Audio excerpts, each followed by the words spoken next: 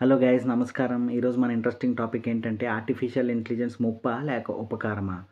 So artificial intelligence అంటే ఏంటి? ఇది మనకు సహాయం చేస్తుందా లేక మనకి తేడా చేస్తుందా? సో మరి ఆర్టిఫిషియల్ ఇంటెలిజెన్స్ ఎలా పనిచేస్తుంది? ఈ టెక్నాలజీ ప్రపంచాన్ని ఎలా మారుస్తుంది? తెలుసుకుందాం.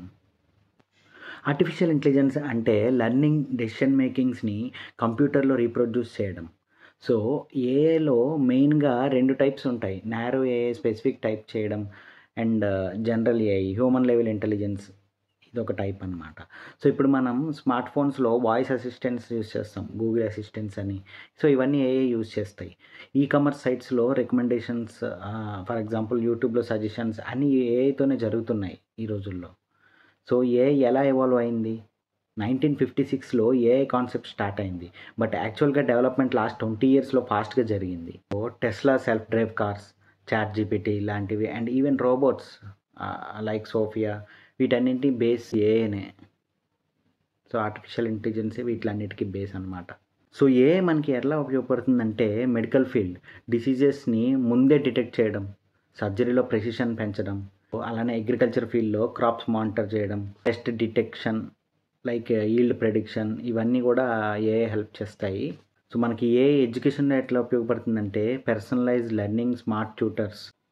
సో అలానే ఏఐ బిజినెస్లో ఎలా ఉపయోగపడుతుందంటే ఫ్రాడ్ డిటెక్షన్ ఈజీగా కనిపెడుతుంది, మార్కెట్ ప్రెడిక్షన్ చేస్తుంది, ఆటోమేషన్ చేస్తుంది. సో మన డైలీ లైఫ్లో ఎలా ఉపయోగపడుతుందంటే రూట్ ఆప్టిమైజేషన్ చేస్తుంది ట్రావెల్ చేసినప్పుడు. సో అలా ఆ రకంగా యూజ్ అవుతుంది. సో ఈ జనరేషన్లో ఏఐ వల్ల ఎఫిషియన్సీ పెరిగింది, ఎర్రర్స్ తగ్గాయి, టైం అండ్ మనీ కూడా సేవ్ అవుతుంది.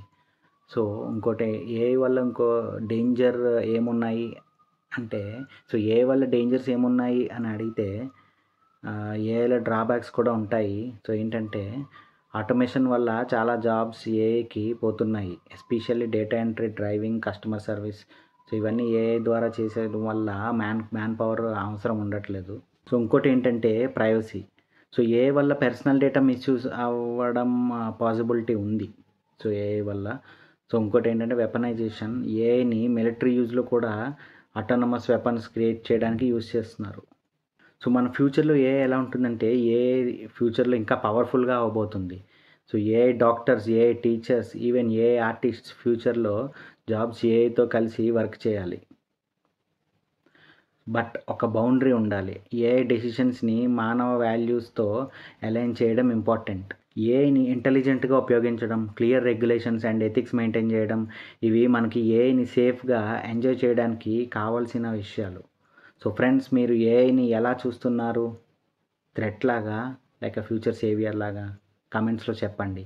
ఈ వీడియో నచ్చితే లైక్ చేసి, షేర్ చేసి, సబ్స్క్రైబ్ చేయండి. మరొకసారి కలుద్దాం ఇంకో ఇంట్రెస్టింగ్ టాపిక్తో. Bye friends.